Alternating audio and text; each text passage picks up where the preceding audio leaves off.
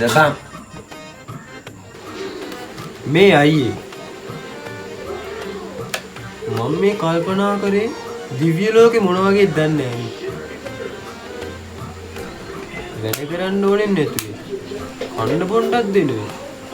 දිව්‍ය ලෝක නම් කොහොමද දන්නේ මට අපාය හැටනම් ඕනනම් පෙන්වන්න පුළුවන් ජීවිතුන් අතරේ. ඒ කොහොමද අයියේ? ඔබ අපේ ගෙදරට ඇවිල්ලා හිටපන්කෝ. එක දවසක් එක පැයක් අපේ ගෙදරට ඇවිල්ලා හිටපන්කෝ.